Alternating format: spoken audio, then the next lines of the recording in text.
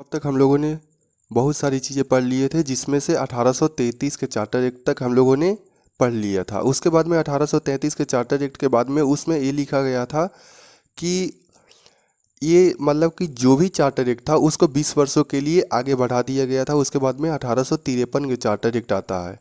तो 1853 के charter act में पहला प्रस्ताव ये था कि उसमें क्या प्रावधान था। तो पहला प्रावधान ये था कि जो 1833 के चार्टर एक्ट में चौथा सदस्य जो विधिक अधिकारी के रूप में जोड़ा गया था, उसको अस्थाई सदस्य नहीं माना गया था। लेकिन 1853 के चार्टर एक्ट में उस चौथे सदस्य को, जो गवर्नर जनरल के कार्यकारिणी परिषद में चौथा सदस्य था, उसको अस्थाई बना दिया गया।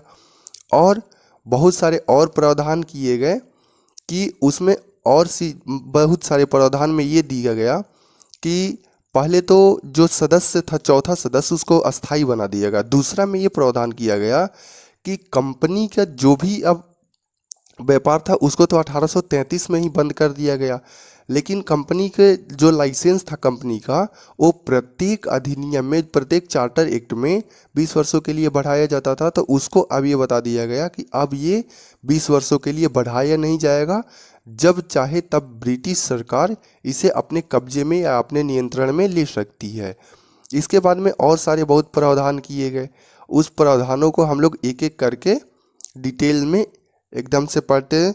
इसमें कुछ ज़्यादा दिमाग नहीं लगाना है, बहुत सारे प्रावधान आए, बहुत सारे चार्टर एक्ट आए, उनमें एक एक करके सभी चीज़ों को आराम आराम से पढ़ लेना है। तो सबसे पहला में क्या हुआ कि चौथा जो सदस्य था उसको विधिक अधिकारी, उसको अस्थाई बना दिया गया। फिर 1833 के चार्टर एक्ट में के बाद में 1853 में जो आया, तो उसमें चौथे अधिकारी को, क्या विधिक अधिकारी जो था उसको अस्थाई कर दिया गया। दूसरा में ये था कि 1853 के चार्टर एक्ट में कि कंपनी के नियंत्रण को कभी भी समाप्त कर दिया जा सकता है, अर्थात लाइसेंस कंपनी को 20 वर्षों के लिए आगे नहीं बढ़ाया गया। तीसरे में ये कर दिया गया कि जो 1833 के चार्टर एक्ट में ये बताया गया था कि जो व्यापारी होते थे, तो व्यापार जो कंपनी में जो भी कर्मचारी थे, कंपनी के कर्मचारियों की भर्ती के लिए परीक्षा जो मतलब होना था, तो उसको जाति रंग भेद के आधार पर किसी प्रकार का भेदभाव नहीं किया जाएगा नियुक्ति में। तो 1853 के चार्टर एक्ट में बता दिया गया कि कंपनी के कर्मचारियों की नियुक्ति के लिए खुली प्रतियोगी परीक्षा का आयोजन किया जाएगा। और सारे बहुत सारे प्रावधान थे, उन सभी प्रावधानों को हम लोग एक एक करके डिटेल्स में पढ़ लेते हैं। तो इसमें क्या था कि इसमें ये था प्रावधान कि जो भी चीज़ें हैं उनको मैं एक एक करके यहाँ पर लिख दे रहा हूँ। तो सबसे पहले ये लिखेंगे कि 1853 का चार्टर एक्ट,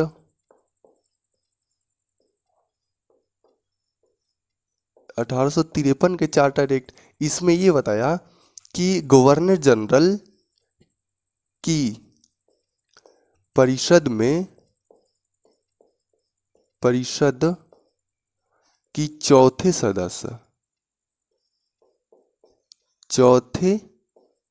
सदस्य को क्या कर दिया गया। तो चौथे सदस्य को ये कर दिया गया कि चौथे सदस्य को अस्थाई बना दिया गया, अस्थाई बना दिया गया।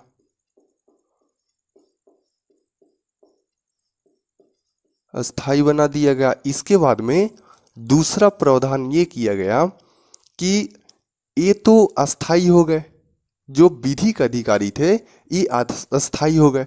दूसरे में ये किया गया कि एक जो सेंटर में केंद्रीय विधान परिषद की स्थापना की गई। तो एक केंद्रीय विधान परिषद की मतलब कि जो विधायी कार्य को प्रशासनिक कार्यों से अलग कर दिया गया। तो इसमें ये लिख लेते हैं कि विधायी कार्यों को प्रशासनिक कार्य से अलग कर दिया गया। प्रशासनिक कार्यों से अलग कर दिया गया। प्रशासनिक कार्यों से अलग कर दिया गया। अलग किया गया। जब ये प्रशासनिक कार्यों को अलग कर दिया गया तो इसमें क्या हुआ, एक केंद्रीय विधान परिषद की स्थापना की गई। विधान परिषद की स्थापना हुई। जब केंद्रीय विधान परिषद की स्थापना हुई तो इसमें ये दिख रहा है कि विधायी कार्यों को कोई और करेगा, प्रशासनिक कार्यों को कोई और करेगा। तो इसमें विधायिका और कार्यपालिका को अलग कर दिया गया लगभग। तो जो विधान परिषद की स्थापना हुई, केंद्रीय विधान परिषद, तो केंद्रीय विधान परिषद में मैक्सिमम 12 सदस्य और मिनिमम हो सकते थे, मिनिमम 8 सदस्य हो सकते थे। 8 ही सदस्य मिनिमम और मैक्सिमम 8 सदस्य हो सकते थे।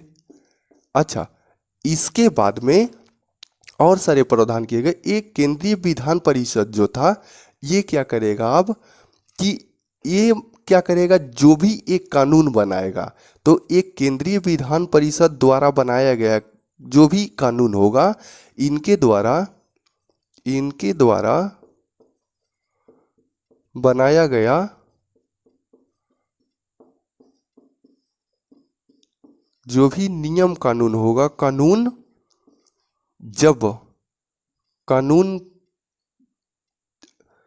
जब गवर्नर जनरल हस्ताक्षर करे तो यह कानून क्या होगा, अधिनियम बन जाएगा। अधिनियम बन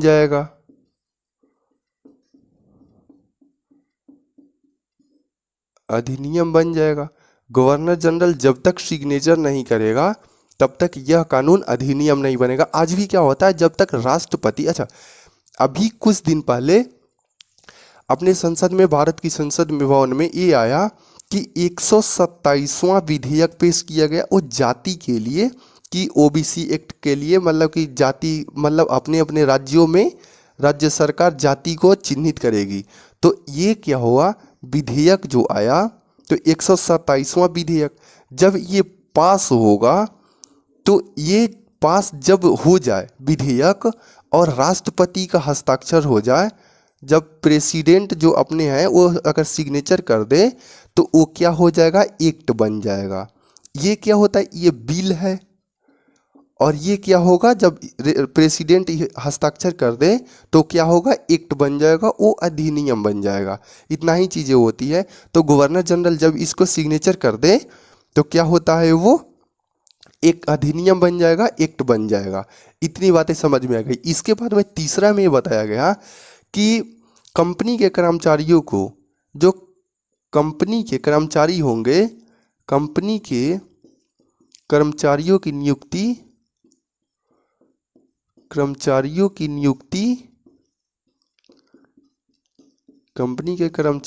नियुक्ति खुली प्रतियोगी परीक्षा द्वारा होगी।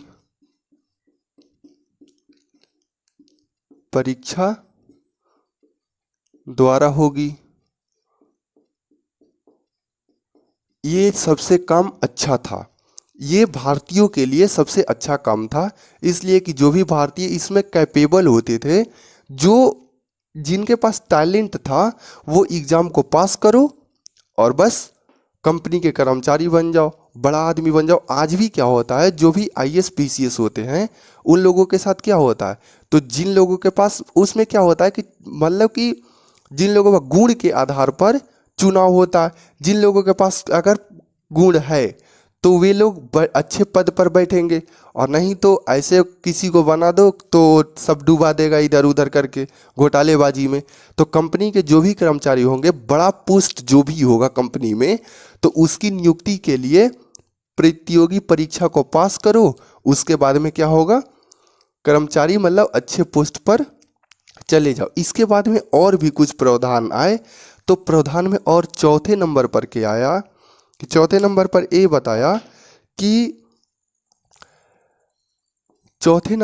बताया कि कंपनी कर्मचारियों के खुली प्रतियोगी परीक्षा द्वारा पास होकर नियुक्त किए जाएंगे। चौथे नंबर पर भी बताया कि जो बोर्ड ऑफ कंट्रोल होते थे, बोर्ड ऑफ कंट्रोल और बोर्ड ऑफ डायरेक्टर, तो जो बोर्ड ऑफ डायरेक्टर होते थे, BOD होते थे, बोर्ड ऑफ डायरेक्टर, इसमें 24 सदस्य होते थे, 24 सदस्य ही होते थे। इनको कौन चुनते थे?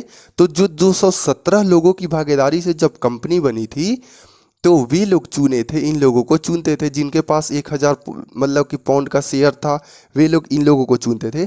तो बोर्ड ऑफ डायरेक्टर में जो 24 सदस्य थे, इनकी संख्या घटाकर 18 कर दी गई, 18 की गई, जिसमें 6 सदस्य ब्रिटिश सरकार द्वारा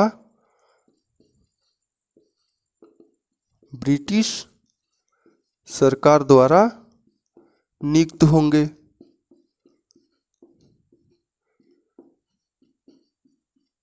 ब्रिटिश सरकार द्वारा नियुक्त किए जाएंगे। अब बताओ, ये जो बोर्ड ऑफ डायरेक्टर थे, ये क्या करते थे? कंपनी के व्यापारिक अधिकार को देखते थे, कंपनी के व्यापारिक कार्यों को ये लोग देखते थे। इनकी संख्या जो 24 होती थी, इनकी संख्या को घटाकर 18 कर दिया गया, और 18 में भी 6 सदस्य जो होंगे वो ब्रिटिश सरकार द्वारा नियुक्त किए जाएंगे। तो सरकार किसको नियुक्त करेगा? सरकार अपने आदमी को नियुक्त करेगा। तो अब बताओ, इतनी बातें। इसके बाद में ये किया गया कि और बहुत सारे प्रावधान किए गए। इसमें ये बताया लगभग इतना ही चीज़ें, बाकी चीज़ें जो हैं वो उतने काम के नहीं है, बाकी चीज़ें पढ़ने से कोई फालतू नहीं है। बहुत सारे प्रावधान, अगर कोई प्रावधान आता था, कोई भी चार्टर एक्ट आता था, उसमें बहुत सारे प्रावधान होते थे, इतने प्रावधान होते थे जिसकी कोई हद ना थी। अच्छा, तो इसमें और एक कम से कम इतना लिख लेना है, एक तो कम से कम इधर दिख रहा होगा, एक इसमें लिखना है कि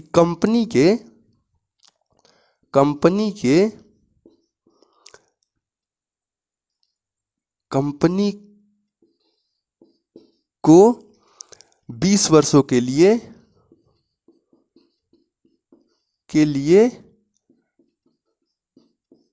नहीं बढ़ाया गया।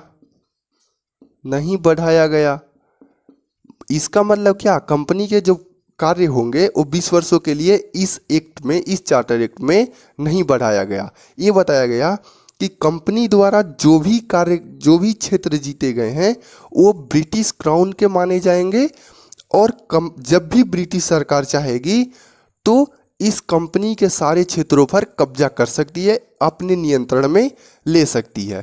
इसके बाद में बहुत सारे चीज़ हुए और बहुत सारे कार्य किए गए। उसके बाद में ये हुआ कि 1857 की क्रांति हो गई। जब 1857 की क्रांति हुई तो उसमें बहुत सारे विद्रोह हुए। वो तो हिस्ट्री में पढ़ना होता है, तो वे हिस्ट्री में हम लोग पढ़ेंगे बहुत अच्छा से। तो 1857 की क्रांति हो गई। 1857 की क्रांति के बाद में यहाँ के जो गवर्नर जनरल होते थे, गवर्नर जनरल पर बहुत सारे दबाव आ गए, ब्रिटिश संसद की दबाव आ गए। वहाँ की संसद ये बोलने लगी कि जो गवर्नर जनरल हैं ये भारत में क्या कर रहे हैं, बहुत शोषण कर रहे हैं, इसीलिए वहाँ की जनता भड़क गई और विद्रोह कर दी। तो इस प्रकार का विद्रोह ना हो जाए इसलिए क्या किया गया कि कंपनी के सारे कार्यों को समाप्त कर दिया गया। उसके बाद में क्या हुआ कि ब्रिटिश क्राउन के सारे नियंत्रण में अब कंपनी के अधिकार आ गए। कंपनी जितना काम करती थी तो कंपनी के सारे कार्यों को हटाकर अब ब्रिटिश क्राउन द्वारा यहाँ पर भारत में शासन किया जाएगा। तो अब क्या होगा कि पहले तो ये बता दिया गया कि गवर्नर जनरल, अगर केंद्रीय विधान परिषद जो होगा वो जो भी नियम कानून बनाएगा, तो जो नियम कानून पे अगर गवर्नर जनरल उस पर सिग्नेचर कर दे तो अधिनियम बन जाएगा। तो जब अधिनियम बन जाएगा ये बता दिएगा 1853 में। तो जब 1858 का एक्ट आएगा तो वो क्या होगा, वो चार्टर एक्ट नहीं होगा, उसके बाद में आएगा 1858 का अधिनियम 1858 का एक्ट। उसके बाद में जो भी नियम कानून आएंगे ब्रिटिश संसद से पास होकर उसे एक्ट बताया जाएगा। अब वो चार्टर नहीं होंगे। तो 1853 का चार्टर एक्ट अंतिम चार्टर एक्ट था। इसके बाद में तो हम लोगों को अब 1853 के चार्टर एक्ट में इतना ही कुछ पढ़ना है। बाकी चीज़ें तो बहुत सारे हैं, लेकिन बाकी चीज़ें पढ़ने से कोई प्रॉफिट उतना है नहीं। तो इतना ही चीज़ें पढ़ना है बहुत अच्छा से, और इतना याद हो जाए 4-5 पॉइंट ही। अगर हर एक चैप्टर से जो भी मतलब कि एक्ट आए, चार्टर एक्ट 1853, 33 और जो भी आए 1813, तो उसमें 2-3 चीज़ें जो इम्पोर्टेंट है उसको याद कर लेने से ये प्रॉफिट होगा कि जो भी चीज़ें होती है तो एक तो क्वेश्चन सॉल्व इसी से हो जाएगा। अगर इससे सॉल्व नहीं हुआ तो क्या होगा कि जो क्वेश्चन में जो 4 ऑप्शन होते हैं तो 4 ऑप्शन में से इलिमिनेट करने में आसानी होती है। इसके बाद में 1853 के चार्टर एक्ट के बाद में 1858 का अधिनियम हम लोग को पढ़ना है। तो 1858 के अधिनियम में हम लोग पढ़ेंगे। उससे पहले 1853 में क्या हुआ था कि सबसे पहले रेलवे को चलाया गया थाने से मुंबई के बीच में। 1853 में ही तो रेल चली सबसे पहले। उस समय कौन कौन था? तो उस समय लॉर्ड डलहौजी गवर्नर जनरल के रूप में बनकर आया था, और डलहौजी ने राज्य हड़प की नीति को अपनाया, जिसमें ये बताया जा रहा था कि जिन देसी राजाओं के पास कोई अपना पुत्र नहीं है, मतलब कि जिनका कोई अपना वंशज नहीं है, तो वे क्या करेंगे, उन पर उनके राज्यों को ब्रिटिश राज्य में मिला लिया जाएगा। और ऐसे करके बहुत सारे राज्यों को हड़प लिया गया। इससे बहुत देसी राजा खिलाफ करते थे और वे नाराज रहते थे। जब वो नाराज रहते थे तो बहुत सारे प्रकार के धीरे धीरे विद्रोह आते गए, और 1857 में अंततः वो विद्रोह के रूप में भड़क उठी और सारी जनता, बहुत सारे विद्रोह हुए। वो सब तो हिस्ट्री में पढ़ना ही है। तो इससे पहले हम लोग को जब पढ़ना है 1853 के चार्टर एक्ट के बाद में 1858 का अधिनियम, ये अधिनियम होगा। चार्टर एक्ट समाप्त। तो 1858 का अधिनियम, इसमें क्या बताएगा? इसमें पहले ये हुआ कि एक 1857 की क्रांति जो हुई थी उसमें गवर्नर जनरल के पद को समाप्त करके वायसराय के पद को इसमें सृजित किया गया। जब वायसराय का पद आया तो वायसराय क्या होगा? तो वायसराय जो होगा, तो ऐसा बताया जाता है कि वायसराय तो यही होता है। तो ये वाइस होता है। वाइस मतलब क्या होता है? वाइस मतलब उप होता है। अरे वाइस प्रेसिडेंट, वाइस प्रिंसिपल, यही तो उप होता है।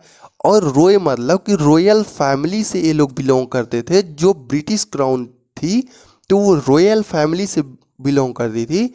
तो इन दोनों को मिलाकर कि रॉयल फैमिली का जो वाइस होगा वो वाइसराय होगा। तो ऐसे करके बना दिया गया। ये सभी फालतू की चीज़ें हैं, हालांकि ज्ञान के लिए ये भी ज़रूरी है। एग्जाम नहीं पूछता है कभी और ना कभी पूछेगा, लेकिन फिर भी जान लेना ज़रूरी है। तो वायसराय के पद को बनाया गया और इसमें बहुत सारे नियम कानून लाए गए। इसमें पहला नियम कानून ये लाया गया कि जो बोर्ड ऑफ डायरेक्टर थे और प्लस बोर्ड ऑफ कंट्रोल थे या कोर्ट ऑफ कंट्रोल थे, इसमें 24 सदस्य होते थे और इसमें 6 सदस्य होते थे। इनको क्या किया गया? इनको समाप्त करके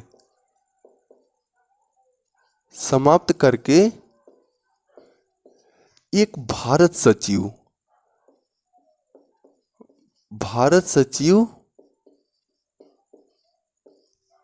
पद लाया गया। पद सृजित हुआ, ऐसे लिख देते हैं। जब ये भारत सचिव पद सृजित हुआ तो इस भारत सचिव में टोटल 15 सदस्य होते थे। टोटल कितने होते? 15 सदस्य होते थे। अब 15 सदस्य भारत सचिव और इसके परिषद में 15 सदस्य होते थे। तो 15 सदस्यों में से 8 सदस्य जो होंगे, 8 सदस्य को ब्रिटिश सरकार द्वारा नियुक्त किया जाएगा। तो यहाँ पर ब्रिटेन की सरकार द्वारा नियुक्त होंगे, सरकार द्वारा नियुक्त किए जाएंगे। और जो 7 सदस्य होंगे ये बोर्ड ऑफ डायरेक्टर। ये बोर्ड ऑफ डायरेक्टर क्या होती थी, जो 18 सदस्य होते थे 24 से घटाकर 1853 के चार्टर एक्ट में ये बता दिया गया कि अब 18 सदस्य होंगे। तो ये 7 सदस्य जो होंगे वो क्या होंगे, बोर्ड ऑफ डायरेक्टर के मेंबर होंगे। तो बोर्ड ऑफ डायरेक्टर से चुने जाएंगे।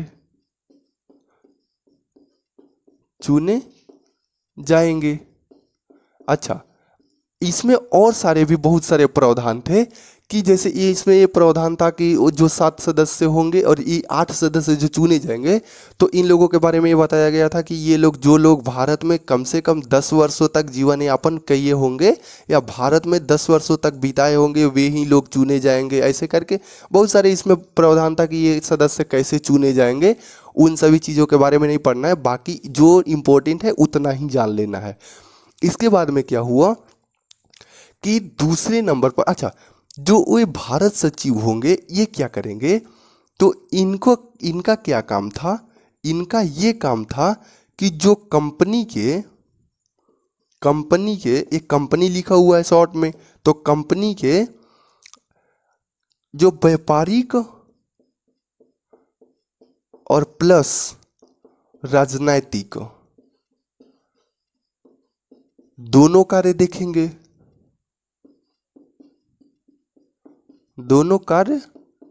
देखेंगे, संभालेंगे। अच्छा, जब ये दोनों कार्यों को संभालेंगे, क्यों दोनों कार्यों को संभालेंगे, तो ये दोनों कार्यों को इसलिए संभालेंगे क्योंकि ये जो कंपनी के व्यापारिक कार्य करते थे ये कौन थे, बोर्ड ऑफ डायरेक्टर, और राजनीतिक कार्य करते थे बोर्ड ऑफ कंट्रोल थे या कोर्ट ऑफ कंट्रोल। तो इन लोगों के पद को समाप्त जब कर दिया गया, तो अब जब वो पद ही नहीं रहा तो उसके कार्यों को कौन करेगा, तो यही 15 लोग मिलकर इनके कार्यों को करेंगे। और 1858 में ये बताया गया कि जो भारत सचिव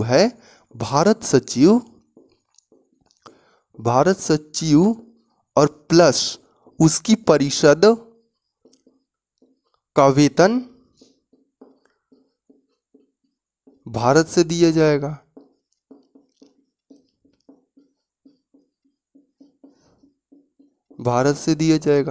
ये तो बातें ठीक हुई। तो जब भारत से वेतन दिया जाएगा भारत सचिव को, तो इस पे बहुत सारा विरोध हुआ। उसके बाद में 1919 में एक्ट आया और उसमें 1919 के एक्ट में ये बताया कि दिया गया कि 1919 में क्या हुआ कि इनका वेतन क्या होगा, वेतन अब ब्रिटेन से दिया जाएगा।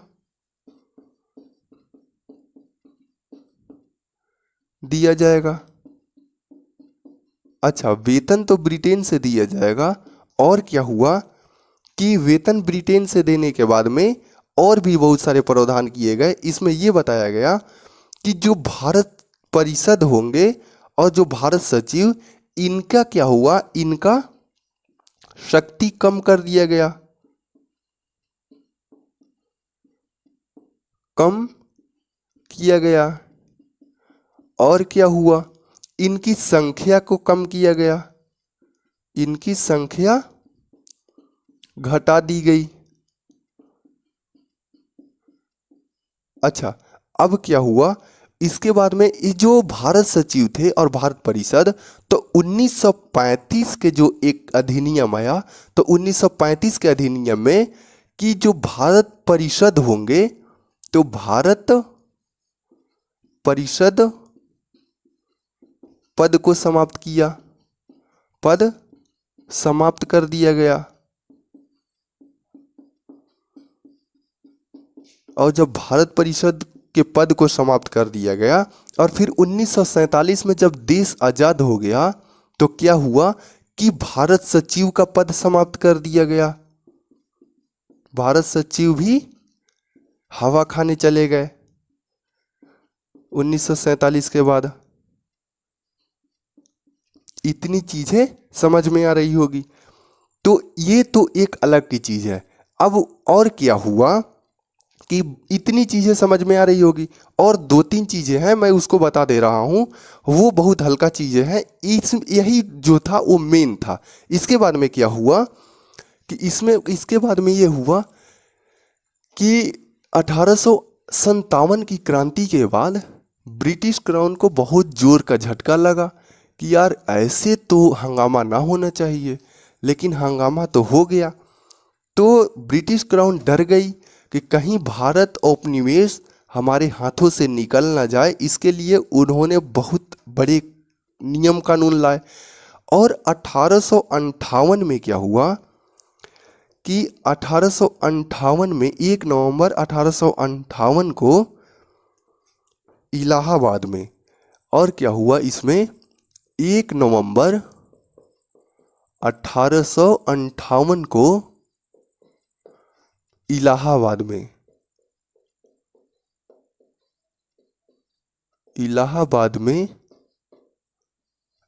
ये इलाहाबाद अब प्रयागराज हो गया है। तो प्रयागराज में मतलब उस समय इलाहाबाद ही था। तो इलाहाबाद में क्या हुआ कि महारानी विक्टोरिया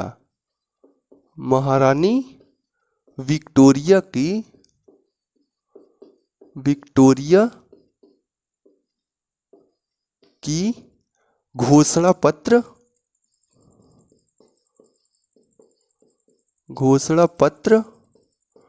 लॉर्ड कैनिंग द्वारा पढ़ा गया।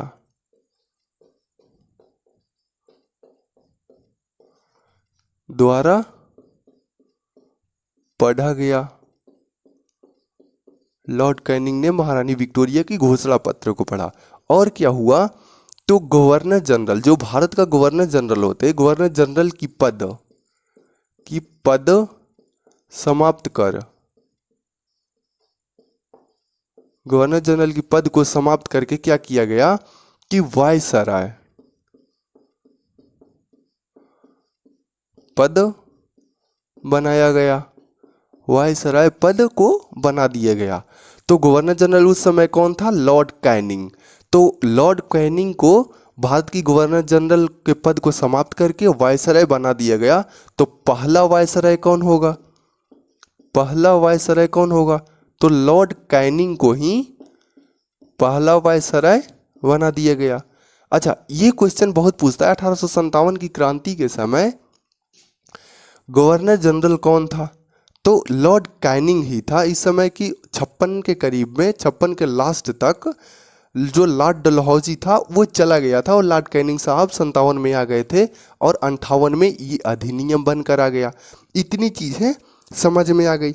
और क्या हुआ कि इसमें ये बता दिया गया कि 1857 में जो क्रांति हुई है उससे बहुत ब्रिटिश क्राउन डरी हुई थी। तो क्या हुआ कि सैनिकों की भर्ती के लिए ये बहुत जरूरी चीजें हैं। इतना किसी एक वीडियो में और इतने कम समय में नहीं बताया जाता है। मैंने बहुत जगह पढ़ के देख लिया है, बहुत सारी किताबें पढ़ा, बहुत सारी चीज़ें पढ़ा, उसके बाद में इतनी चीज़ें इतना कम समय में कहीं नहीं बताया जाता है। बस टाइम खराब केवल किया जाता है, बस टाइम ही खराब होगा, बाकी कोई चीज़ होने वाला नहीं है। तो सैनिकों की भर्ती के लिए इसीलिए मैं ये बोल रहा हूँ कि वीडियो को अगर एक बार में समझ में नहीं आता तो 2 बार 3 बार देखना। इसी चीज़ के लिए लाखों रुपए लग जाएंगे, फिर भी नहीं मिलने वाला है। बस लाखों रुपए लगेगा और कुछ होने वाला नहीं है। ना तो पढ़ाई होगा, और बस केवल वही होगा जो घुमाई होता है। घूमने में सबको अच्छा लगता है। कौन नहीं चाहता है कि बस बैठ जाए, बुलेट एक मिल जाए, पीछे कोई बैठा है आराम से, अब बस हम बुलेट उड़ाते रहे दिन भर। हाँ, सबको घूमने में मज़ा आता है, किसको मज़ा नहीं आता है? जो पागल होगा उसको भी मज़ा आएगा, बाकी जो अच्छे हैं तो उसके लिए तो कुछ कहना ही नहीं है। तो सैनिकों की भर्ती के लिए रॉयल कमीशन, रॉयल प्लस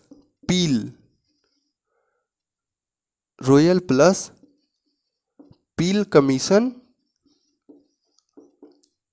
गठित हुआ। पील कमीशन की गठित हुई। इसमें ये बता दिया गया कि जो मद्रास होंगे, मद्रास और plus Bombay, Madras plus Bombay presidency में भारतीय और प्लस में अंग्रेजी सैनिकों का अनुपात, अंग्रेजी सैनिक का अनुपात क्या होगा, तो 1:3 होगा। और बंगाल में इनकी क्या अनुपात होगी, तो बंगाल में इनकी अनुपात होगी 1:2 होगा। मतलब क्या होगा कि एक भारतीय होगा मद्रास और बंबई में, तो ये कितने होंगे, 3, और इसमें क्या होंगे, 2। यही तो बताया गया। इसके बाद में और बहुत सारे प्रावधान किए गए, लेकिन उन सभी चीज़ों को नहीं पढ़ना, इतना चीज़ है जरूरी है। उसके बाद में आएगा 1861 का अधिनियम। उसके बाद में 1861 के अधिनियम को हम लोग पढ़ेंगे विस्तार से। अब तक के लिए इतना ही। और ये वीडियो में जो भी चीज़ें समझ में नहीं आ रही होगी तो वो कमेंट में कर देना है कि ये चीज़ें समझ में नहीं आ रही है, या एक्स्ट्रा और भी चीज़ें बहुत सारी जोड़ी गई, तो उन सभी चीज़ों को पढ़ने से कोई प्रॉफिट नहीं है। इसलिए कि एग्ज़ाम में जो पूछता है वही तो पढ़ना है। बाकी चीज़ें ऐसा थोड़ी है कि हम लोग को इतिहासकार और जो राजनेता है वैसे तो कुछ बनना है नहीं, बस कोई नौकरी मिल जाए, अच्छा से ज़िंदगी लाइफ अच्छी से बीत जाए, वही काफ़ी है। बाकी चीज़ें उतना डीप में जिन लोगों को पढ़ना है तो बहुत सारी किताब आती है। लक्ष्मीकांत का बुक है जो सबसे अच्छा है, बहुत इतनी मोटी है, और बस उसको लेकर दिन भर पढ़ते रहना है। और जब आएगा एग्ज़ाम तो केवल लक्ष्मीकांत से क्वेश्चन पूछ लेगा, और फिर अमेरिका के प्रधानमंत्री, अमेरिका के राष्ट्रपति बना दिया जाएगा। जो अमेरिका में प्रधानमंत्री आज तक कभी हुए नहीं वही बनाया जाएगा। ऐसा कुछ होने वाला नहीं है। केवल पॉलिटी से जितना प्रश्न आता है इसी में से आता है। ये पढ़ने के बाद में कोई भी एग्ज़ाम हो, अगर ये सभी चीज़ें याद रहती है तो कोई भी एग्ज़ाम हो, मैं ये गारंटी बता रहा हूँ कि देने के बाद अगर जब तक ये ख़त्म ना हो जाए पूरी पॉलिटी, तब तक तो कुछ नहीं होगा। इसलिए कि जितना लेकिन पढ़ा गया है उसमें से एक भी क्वेश्चन नहीं छूटेगा, चाहे कोई भी एग्ज़ाम हो, किसी भी स्टेट पीसीएस का एग्ज़ाम हो। यूपीएससी की मैं बात नहीं कर रहा हूँ, यूपीएससी तो कुछ भी पूछ दे तो फिर अलग की वो चीज़ है, बहुत हाई लेवल की पूछ सकता है। लेकिन स्टेट पीसीएस में इतना तक कवर हो जाएगा, और बाकी स्टेट पीसीएस से जो भी एग्ज़ाम होंगे वो नीचे ही होंगे। तो उन सभी चीज़ों में हो जाए, यूपीएससी को छोड़कर। यूपीएससी में भी लगभग क्वेश्चन सॉल्व हो जाएंगे, लेकिन अगर कोई ध्यान से पढ़ ले और इन सभी चीज़ों को याद रखे तब। तो इतनी चीज़ें। इसके बाद में और कुछ नहीं। जैसे ये 1 नवंबर 1858 को जो इलाहाबाद में पढ़ा गया था लॉर्ड कैनिंग द्वारा, घोषणा पत्र महारानी विक्टोरिया की, तो ये जो वो होता है अमिताभ बच्चन की वो टेस्ट सीरीज नहीं आती है कि कौन सी है, अरे वो आती है एक, हाँ, कौन बनेगा करोड़पति। तो कौन बनेगा करोड़पति में ये सवाल पूछा गया था कि लॉर्ड कैनिंग द्वारा महारानी विक्टोरिया की घोषणा पत्र 1 नवंबर 1858 को पढ़ा गया था, तो वो कहाँ पढ़ा गया था। और ये 5 करोड़ या 7 करोड़ में ऐसे करके कुछ था एक क्वेश्चन, और ये करोड़पति बनाने वाला। तो ध्यान से अगर कोई पढ़ ले तो क्वेश्चन तो यहीं से पूछे जाएंगे। हाँ, कौन बनेगा करोड़पति में ये सवाल पूछा गया था 1 नवंबर 1858 को महारानी विक्टोरिया की घोषणा पत्र लॉर्ड कैनिंग द्वारा कहाँ पढ़ा गया, और ये शहर का नाम दिया था, शहर का नाम बताना था। तो शहर का नाम क्या था, इलाहाबाद। इलाहाबाद का आधुनिक नाम क्या है, प्रयागराज। तो इतनी चीज़ें, यही सब कुछ होता है। पढ़ना तो वही है जो पढ़ना है। ऐसा थोड़ी कि कोई घोल के पिला देगा, घोल के पिलाने वाला कुछ है नहीं। इतना ही चीज़ें हैं, बाकी जो है तो वो काम के नहीं है। वो सब एग्जाम में लगभग ना पूछने की संभावना है, इसीलिए वो सभी चीज़ें नहीं पढ़ना। तो आता था जो भी अधिनियम बनकर, तो अधिनियम में तो लगभग 50-100 बातें लिखी होती थी। तो 100 बातों को पढ़ने से कोई ऐसा थोड़ी है कि 1858 का अधिनियम हम लोग को एग्ज़ाम देने जाना है। कोई पूछेगा कौन सी पेपर है, तो 1858 का अधिनियम हम लोग को एग्ज़ाम में आएगा, वही एग्ज़ाम देना है। एग्ज़ाम में आएगा कोई भी तो एक क्वेश्चन पूछ ले, हद से ज़्यादा वो भी ना पूछ ले, लेकिन पूछ ले तो क्वेश्चन ना छूटे, इसलिए इतनी चीज़ें पढ़ लेना है, कवर करते चलना है। फालतू की चीज़ें एक भी नहीं, सिलेबस के अकॉर्डिंग पढ़ना है, नहीं तो फालतू चीज़ें पढ़ते रह जाए, कोई होगा नहीं कुछ भी। तो फिर मिलते हैं अगली क्लास में। धन्यवाद।